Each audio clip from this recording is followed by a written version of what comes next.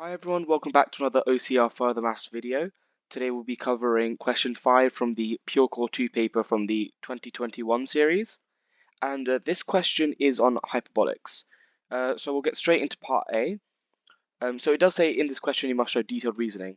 And when you have something called detailed reasoning, it usually means you're doing something along the lines of proofs or stuff that you can solve on your calculator quite easily, but you have to show each line of your working to be able to get the marks. So you can't just put the answer at the end because usually it means you can just solve it in your calculator, which does mean that you should use your calculator to check your final answer, but make sure you write every single line of working. So in part A it says, using the definition of cosh of x in terms of exponentials, show that cosh 2 of x is equivalent to 2 cosh squared of x minus 1. And it's just 2 marks. So pretty simple question. First of all, we'll write out the definitions of cosh of x, which is e to the x plus e to the minus x all over 2. And we don't need sine of x in this question, but I'll just write it out anyway. Sine of x is e to the x minus e to the minus x over 2. So, out of cosh of 2 of x and cosh squared x minus 1, I know the definition of cosh of x. So I'm going to start with this side here and replace cosh of x with the definition for exponentials that we know. So the right hand side is equivalent to 2 cosh squared x minus 1, which is equivalent to 2 e to the x plus e to the minus x over 2 all squared minus 1. Then I'm going to write,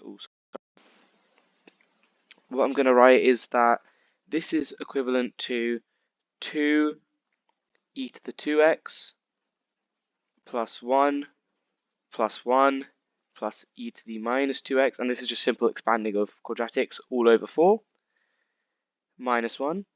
Then we have that, basically if I take this 4 over here, then I have a half e to the 2x plus 2 plus e to the minus 2x minus 1.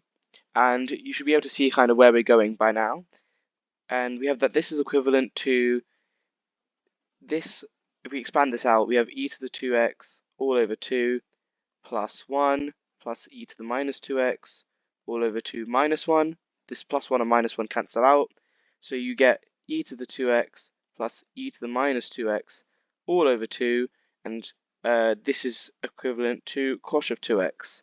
If you can't still see in this step how I've got to here, what you can do is you can say u is equal to 2x. And then you can say e to the u plus e to the minus u all over 2 is then equivalent to cosh of u, and that should make sense to you guys. And then obviously because we know u is equal to 2x, if you plug that in here, you get that this is equal to cosh of 2x. So I've kind of done that all in one step, but that is perfectly reasonable to assume that they would understand that. So that's part A done, a pretty simple 2 marker. A lot of lines are working, but you should be able to do it quite quickly. So we'll move on to part B next.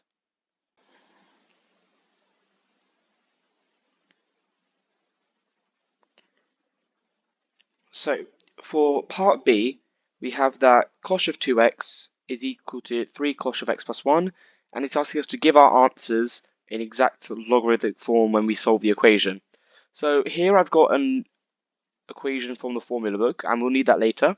So just remember to keep that in mind. And we're going to just start solving. And the first thing to identify is that we have a cosh of 2x here. And in the previous part, we've been asked to represent cosh of 2x in terms of cosh of x.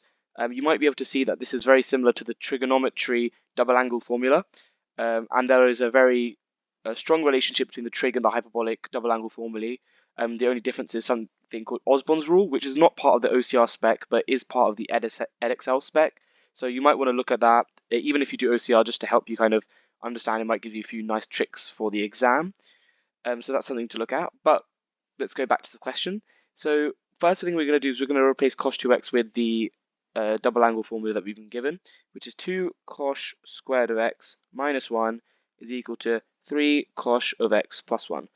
Now this part's pretty simple. You just solve it like any other quadratic or any other hidden quadratic that you kind of do in A-level maths, where we have 2 cosh squared x minus 3 cosh of x minus 2 is equal to 0.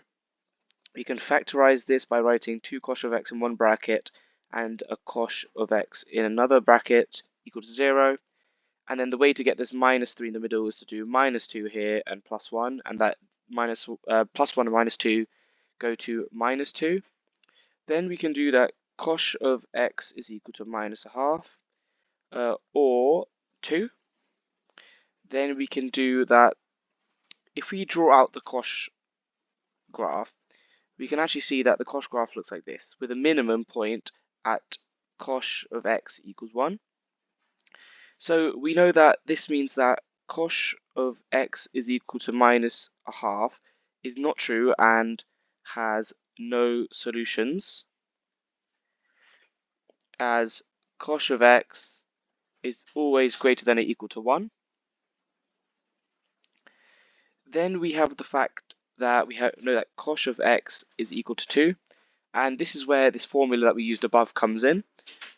What we have to do basically is say that x is equal to cosh of minus 1 of 2, and then we basically plug this 2 into this x value here in the formula. So we have cosh of minus 1 of 2 is equal to ln 2 plus the square root of 2 squared minus 1, all like that. And this is equal to ln 2 plus root 3. Now, that's one of the solutions here, where we have cosh of x is equal to 2. But as you can see, when we have cosh of x is equal to 2, we have two solutions, one here and one here. And the way we basically take account for both of these solutions is that instead of just putting plus, we have a plus or minus root 3. Now you think, how can I just add a minus? But basically, the way you define an inverse, obviously you have to remember that you can't have a many-to-one function.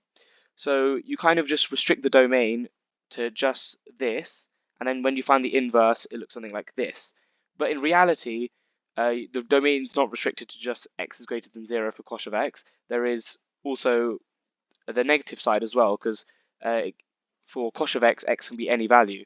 So then basically we add this plus or minus, so this is the final solution, ln 2 plus or minus root 3 is equal to x. And you can kind of also understand that you need two solutions because it says giving all of your answers in exact logarithmic form, so there's plurals there. So that's always a good kind of trick to identify whether you need to do more than just one solution. So pretty simple part A, but part B can be a bit tricky and you can get caught out. You could maybe try, you might forget that this minus a half solution doesn't exist. And you also probably might forget the plus or minus. So there's a few little tricks and hints in here, but this is a pretty standard question. So if you understand both of these kind of types of tricks that they might put in there, then you usually get full marks on the hyperbolic questions. So I hope this video was useful, and I'll see you in the next one. Thank you.